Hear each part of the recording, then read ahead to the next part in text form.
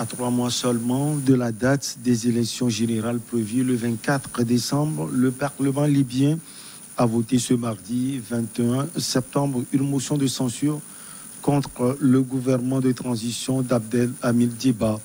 Une complication de plus après la demande lundi du Haut Conseil d'État d'ajourner les élections présidentielles et d'organiser uniquement les élections législatives à la fin de l'année.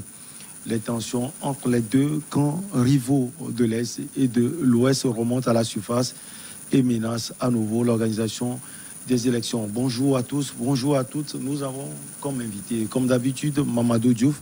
Avec lui, donc, nous allons parler de la Libye et du Parlement qui vote une motion de censure contre le gouvernement. Mamadou Diouf, bonjour, vous allez bien? Bonjour Michel, je me porte très bien. Et ça se complique en Libye puisque c'est 89 députés sur les 113 qui votent cette motion de censure et qui met fin au gouvernement de transition qui n'aura duré que 6 mois. Ça se complique véritablement puisque ne faut pas qu'on oublie qu'il y avait plein d'espoir au niveau de ce processus interlibyen qui avait mis de côté un peu les forces étrangères et autres mercenaires qui sont présents sur le territoire et qui avait permis quand même de mettre en place ce gouvernement, ce Parlement plutôt, qui vient de remettre en cause ce gouvernement. Il y a un travail qui se faisait dans le sens de l'unification de la Libye, mais tout le monde savait que tant qu'on était sur les principes, il était facile de s'entendre, mais aujourd'hui, on va de plus en plus vers des enjeux de pouvoir. Quand on dit élection présidentielle, on est sur le point de déterminer qui va diriger la Libye demain. Et tout le monde savait que quand ça va s'approcher, il y aurait des difficultés. Mais certainement, les gens ne s'attendaient pas à ce que le Parlement dissolve le gouvernement à 3 mois des élections. D'ailleurs, ils ont été obligés de dire en même temps qu'on les laisse continuer avec les affaires courantes parce qu'il ne va pas être facile de mettre en place un autre gouvernement. Le Haut Conseil, lui, a demandé qu'on ajourne carrément l'élection présidentielle, puisque c'est là où se trouvent véritablement les enjeux. Puisqu'il va falloir choisir une seule personne pour toute la Libye. Voilà. Quand c'est les législatives, il y a plus d'une centaine de personnes, donc tout le monde pourra avoir, entre guillemets, sa part en termes de députés au niveau de l'Assemblée, mais l'élection présidentielle, ce sera une seule personne. Elle sera soit de l'Est, elle sera soit de l'Ouest, mais c'est clair que ça sera une seule personne. Tout le monde savait qu'il y avait des enjeux en la matière, et malheureusement, c'est venu très tôt, parce qu'on n'en est même pas encore à la candidature. Les gens pensaient que c'est peut-être avec l'affirmation des candidatures qu'il va y avoir des difficultés. Et c'est Abdel Hamid Djeba qui est accusé de corruption. C'est un alibi? Oui, en fait, qu'est-ce qui est vrai dedans, qu'est-ce qui n'est pas vrai? Attendons de voir ce qu'on va nous mettre sous la main. Ce qui est sûr, c'est que le Premier ministre est accusé de corruption. Il est également accusé de népotisme pour avoir nommé des gens qui sont de sa famille à un certain nombre de postes. Lui, il nie carrément et il dit que lui va continuer son chemin. Le rôle, puisque c'était ça la feuille de route, c'est de mener la Libye à des élections. Lui, il persiste.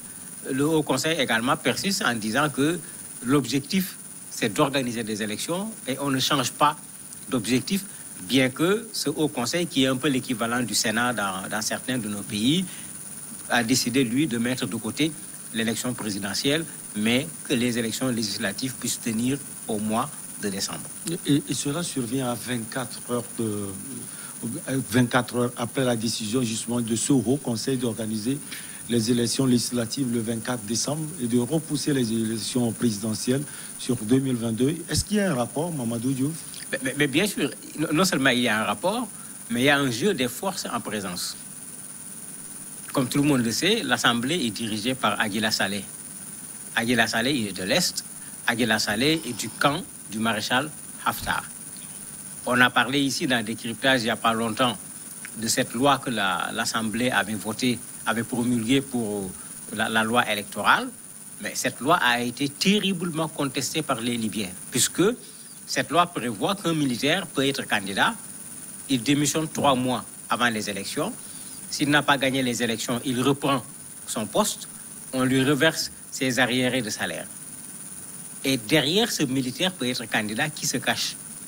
Bien sûr, c'est le maréchal lui-même, Haftar, ou éventuellement son fils. C'est pourquoi, quand ça a été fait, les gens ont contesté, d'autant plus que ce n'est pas que les députés se sont rassemblés pour faire un vote, c'est le président du Parlement qui a tout simplement signé, ce qui pose un sérieux problème, raison pour laquelle tout le monde pense que c'était une porte ouverte, soit pour Haftar, soit pour son fils, pour que l'un des deux soit en mesure d'être candidat. Alors que vous avez également parmi les forces en présence en Libye les islamistes, et les islamistes ont de tout temps été très clairs, Haftar, tout comme son fils, ne peuvent pas se présenter aux élections. Et de la même façon que Aguila Saleh dirige le Parlement, les islamistes, c'est eux qui tiennent pratiquement le Sénat. Et ça fait que quand une décision est prise ici, vous avez une décision qui est prise de l'autre côté pour contrecarrer la décision qui a été prise par l'autre institution. Et malheureusement, on est en train, au lieu de se retrouver avec une Libye unifiée, où on parle, on agit pour la Libye, on est en train de retourner dans les camps qui avaient existé avant ce processus d'unification. Et ça inquiète aujourd'hui la communauté internationale. Mais dans cette condition, c'est on ne peut plus difficile d'organiser les élections le 4 décembre. Du moins, c'est les élections législatives. Les législatives, ça sera moins difficile. Puisque quand on dit législatives, les gens de l'Ouest peuvent s'organiser, les gens de l'Est peuvent s'organiser, les gens du Centre peuvent s'organiser.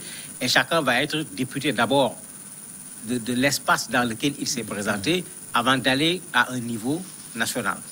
Donc, ça peut s'organiser et c'est pourquoi le Haut Conseil dit qu'on peut faire les élections législatives parce que l'enjeu est moins grand. Quand tu as ton fief, tu peux le gagner.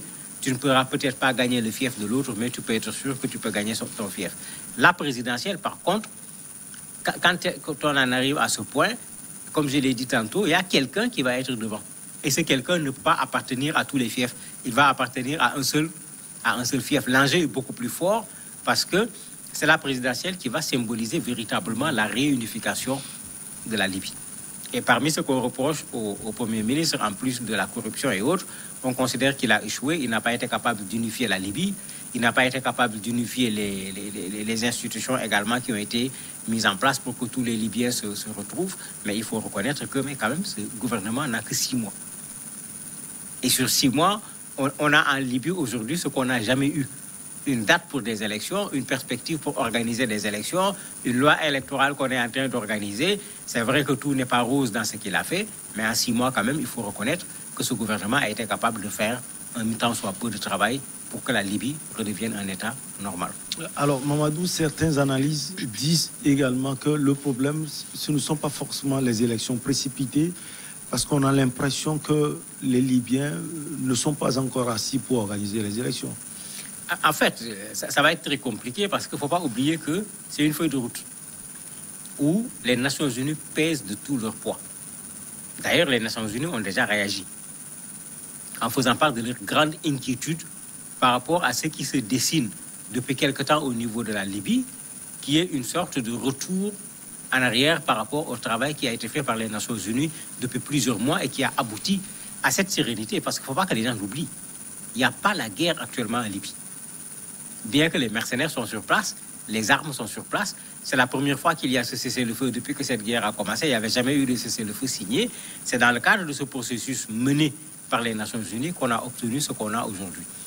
Très certainement, ils vont réagir encore, puisqu'ils avaient dit à l'époque et très clairement que ceux qui vont entraver ce processus vont subir les sanctions des Nations Unies.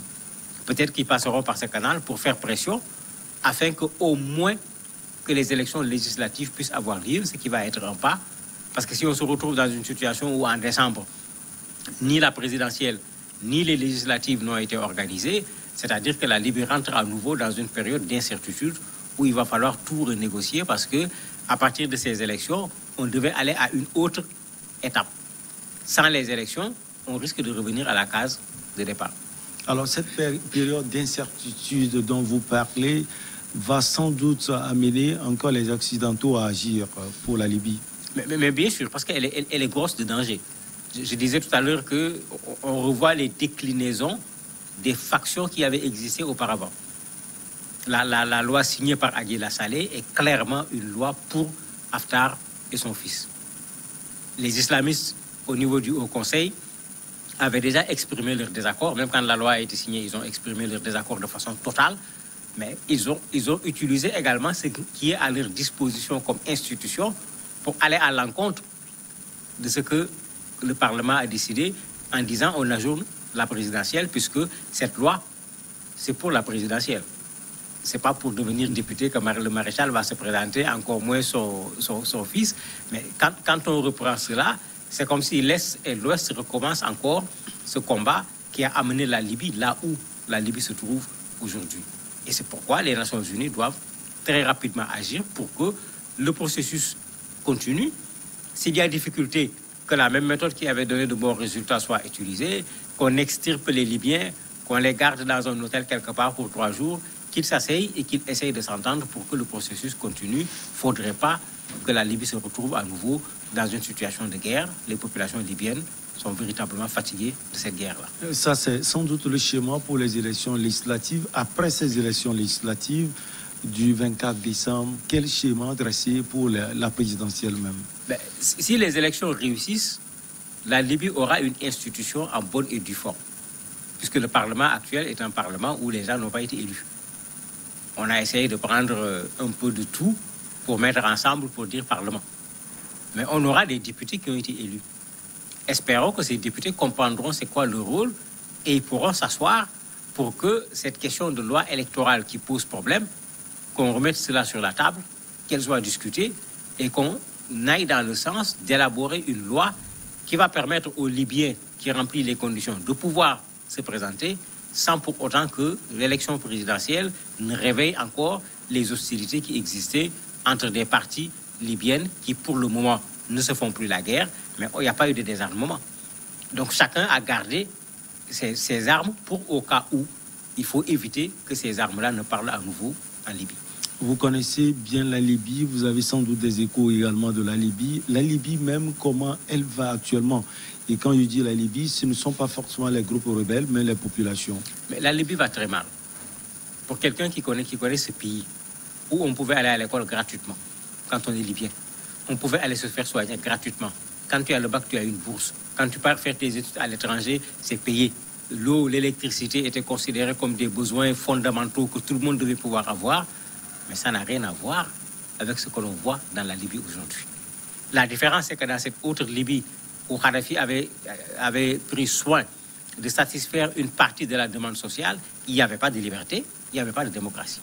Aujourd'hui, on n'a ni l'un, ni l'autre. Et c'est pourquoi, parfois, les Libyens disent que, mais il faut que son fils revienne, Saïf al-Islam, pour qu'il continue en espérant qu'on va faire du Kadhafi sans du Kadhafi, pour qu'au moins la demande sociale qui avait été satisfaite soit à nouveau satisfaite.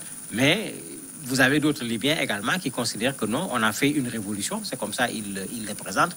Il n'est pas question de faire machine arrière, il faut que les gens s'entendent pour que la révolution continue, mais il n'est pas question d'avoir de la nostalgie par rapport au régime de Kadhafi. Les Libyens sont dans la difficulté. Pire, ils sont également dans l'incertitude parce que ce processus qui était porteur d'espoir énorme est en train d'être grippé de jour en jour. Loin de la nostalgie, le fils de Kadhafi, c'est un Libyen. S'il peut se présenter, il peut le faire. Tout à fait, mais tout va revenir à cette loi électorale. Parce que autant on reproche aux gens de l'Est de vouloir favoriser le maréchal, autant on reproche également à certains groupes au niveau de l'Ouest d'être des proches du fils de Kadhafi, Saïf al-Islam, et de vouloir utiliser Saïf al-Islam également contre le maréchal. Parce que l'essentiel des soldats qui sont avec le maréchal sont des gens qui étaient des proches du colonel Kadhafi. Donc on espère qu'en mettant son fils, certains risqueraient d'aller rejoindre le fils de Kadhafi, une façon d'affaiblir le maréchal si il était candidat à l'élection présidentielle. Donc vous avez également des calculs politiques dans ce qui est en train de se faire actuellement en Libye. Merci beaucoup à vous, Mamadou Diouf. On va marquer la pause et on reçoit l'invité du jour.